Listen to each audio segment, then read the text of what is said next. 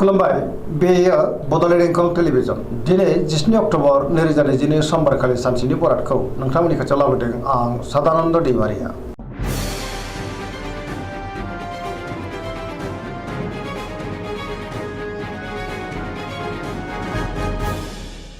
सिगां फरायनो लादों मेष राशि गिबि हांखो अ ल दिनैनि साना जोबोद मोजां बहाबा दावबायनो एबा हान्थिनो खाबु मोननो हागौ।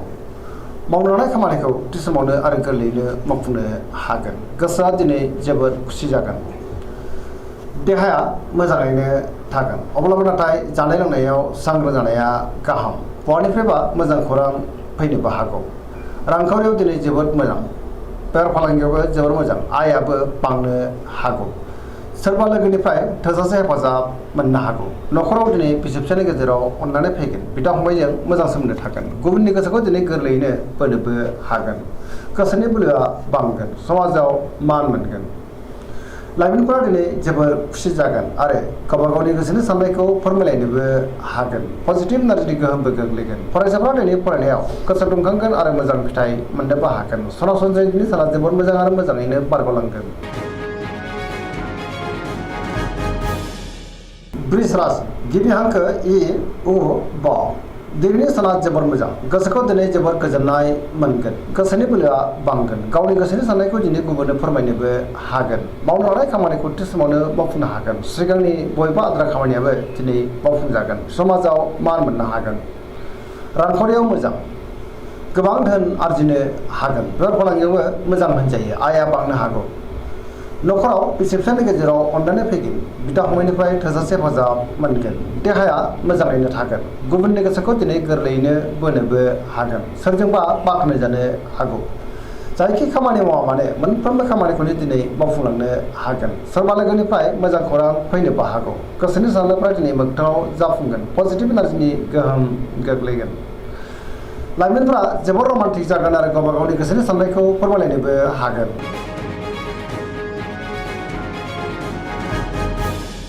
मिथुन राशि गिबि हांखो क स दिनैनि साना जोबोर मोजां। पजिटिभ एनार्जिनि गोहोम गोग्लैगोन। मोनफ्रोमबो बिथिङाव जाफुंसारगोन। गियाननि आंखाल जानाय नङा। गोसोखौ दिनै जोबोर गोजोननाय मोनगोन।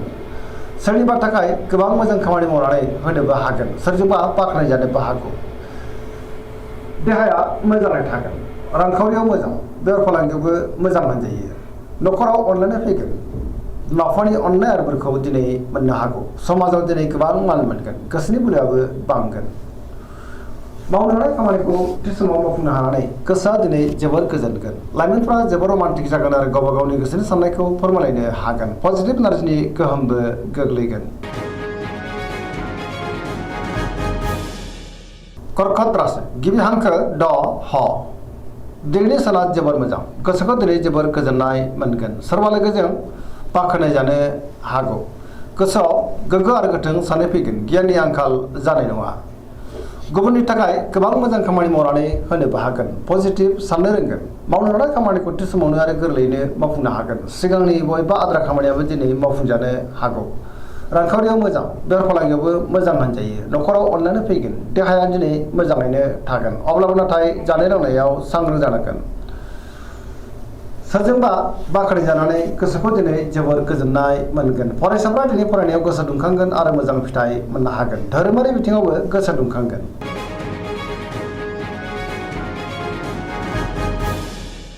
सिंह राशि गिबि हांखो म ट दिनैनि साना जोबोर मोजां। गोसोखौ दिनै जोबोर गोजोननाय मोनगोन। गोसोआव पजिटिभ साननाय फैगोन। गोथों आरो गोग्गो साननो रोंगोन। गियाननि आंखाल जानाय नङा। मावनो लानाय खामानिखौ थि समावनो मावफुंनो हागोन। सोरबा लोगोनिफ्राय थोजासे हेफाजाबखौ मोनगोन।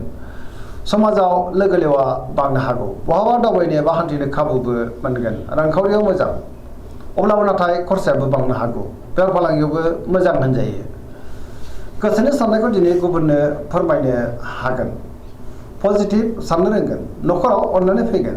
समाजाव बयजोंबो मान होजागोन। गुबुननि गोसोखौ दिनै गोरलैयैनो बोनोबो हागोन। देहाया मोजाङैनो थागोन।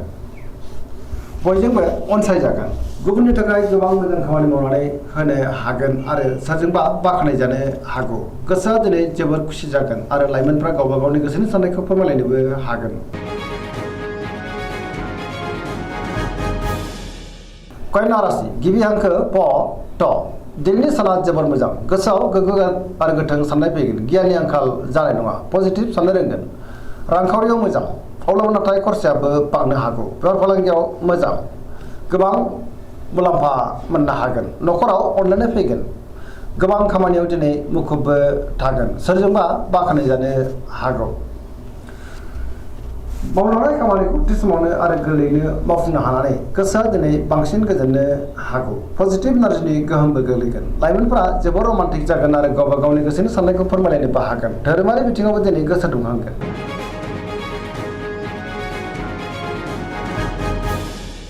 तुला राशि गिबि हांखो र ट दिनैनि साना जोबोर मोजां गोबां रोखोमनि जेंनाफोरखौ दिनै सुस्रांनो हागोन गोग्गो आरो गोथों साननो रोंगोन गियाननि आंखाल जानाय नङा सोरबा लोगोनिफ्राय मोजां खौरां फैनोबो हागौ मावनो लानाय खामानिखौ थि समावनो मावफुंनो हागोन देहाया मोजाङै थागोन रांखावरियाव मोजां बेफार फालांगियावबो मोजां होनजायो सोरजोंबा बाख्नायजानो हागौ सिगांनि बयबो आद्रा खामानियाबो दिनै मावफुंजानो हागौ गुबुननि थाखाय गोबां मोजां खामानि मावनानै होनोबो हागोन सोरबा लोगोनिफ्राय मोजां खौरां फैनोबो हागौ आरो बिसोरनि हेफाजाबखौ मोननो हागोन न'खराव बिसि फिसायनि गेजेराव अनलायनाय फैगोन बिदा फंबायनिफ्राय थोजासे हेफाजाब मोनगोन सेंग्रा सिख्लाफ्रा जोबोर रमान्टिक जागोन आरो गावबा गावनि गोसोनि साननायखौ फोरमायलायनोबो हागोन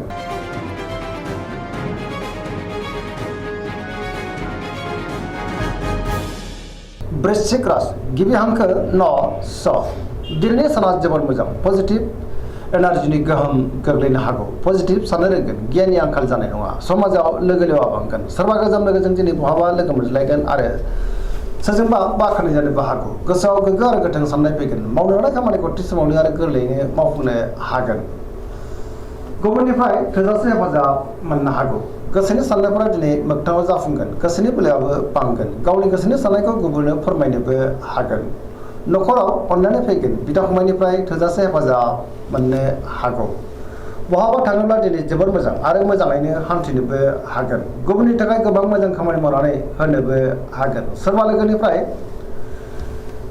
मोजां खौरां फैनोबो हागौ लाइमोनफोरा दिनै जोबोर रमान्टिक जागोन आरो गावबा गावनि गोसोनि साननायखौ फोरमायलायनोबो हागोन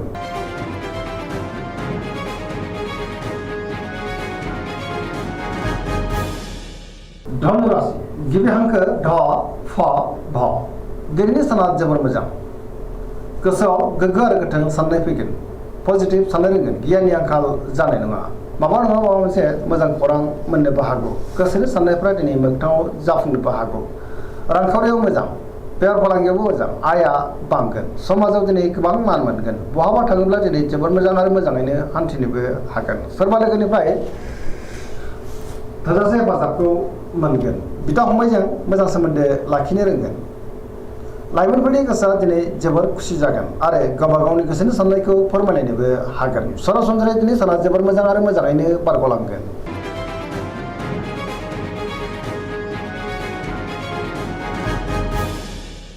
मकर राशि गिबि हांखो ख ज दिनैनि साना जोबोर मोजां गोसोनि साननायफ्रा मोगथाङाव जाफुंनो हागौ मावनो लानाय खामानिखौ थि समावनो आरो गोरलैयैनो मावफुंनोबो हागोन रांखावरियाव जोबोर मोजां अब्लाबो नाथाय खरसायाबो बांनो हागौ बेफार फालांगियाव मोजां मुलाम्फा मोननो हागोन सोरजोंबा बाख्नायजानोबो हागौ गोबां रोखोमनि सिगांनि जेंनाफोरखौ सुस्रांनोबो हागोन गोसोआ दिनै जोबोर खुसि जागोन मोनफ्रोमबो खामानिखौ गोरलैयैनो मावफुंलांनो हागोन गोदान खामानियाव दिनै आखाइ होजेननोबो हागोन न'खराव अननानै फैगोन बिमा बिफानि अननाय आरो बोरखौ मोननो हागौ सेंग्रा सिख्लाफ्रा जोबोर रमान्टिक जागोन आरो गावबा गावनि गोसोनि साननायखौ फोरमायलायनोबो हागोन फरायसाफ्रा दिनै फरायनायाव गोसो दुंखांगोन आरो मोजां फिथाइ मोननोबो हागोन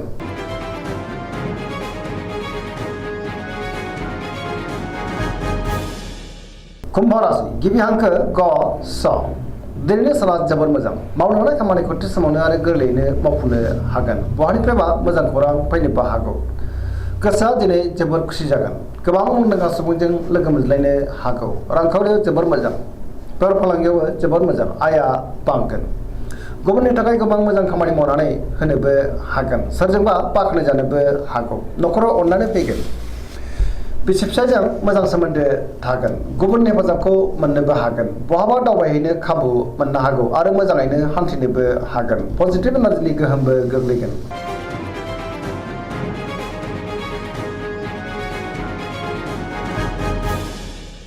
मीन राशि गिबि हांखो ड स। दिनैनि साना जोबोद मोजां, गुबुननि थाखाय गोबां मोजां खामानि मावनानै होनोबो हागोन। गोथों आरो गोग्गो साननो रोंगोन, गियाननि आंखाल जानाय नङा। गावनि गोसोनि साननायखौ गुबुननो फोरमायनोबो हागोन। देहाया मोजाङै थागोन, अब्लाबो नाथाय जानाय लोंनायाव सांग्रां जानांगोन। रांखावरियाव मोजां, बेफार फालांगियावबो मोजां। न'खराव अनलायनाय फैगोन, बिदा फंबायनिफ्राय थोजासे हेफाजाबखौ मोननो हागोन। सेंग्रा सिख्लाफ्रा जोबोर रमान्टिक जागोन आरो गावबा गावनि गोसोनि साननायखौ फोरमायलायनो हागोन। फरायसाफ्रा दिनै फरायनायाव गोसो दुंखांगोन आरो मोजां फिथाइ मोननोबो हागोन। पजिटिभ एनार्जिनि गोहोम गोग्लैगोन। धोरोमारि बिथिङावबो दिनै गोसो दुंखांनो हागौ। सरासनस्रायै दिनै साना जोबोर मोजां आरो मोजाङैनो बारग'लांगोन। दिनैनि राशि फरायनाया एसेनोसै। जोबनायाव बेखौनो खावलायो जाहाथे नोंथांमोना सानफ्रोमबो जोंनि बे बड'लेण्ड इंखं टेलिभिजनखौ नायबाय थायो आरो साबस्क्राइब खालामो, लोगोसे लाइक खालामो आरो शेयार खालामो। एसेनोसै, गोजोन्थों।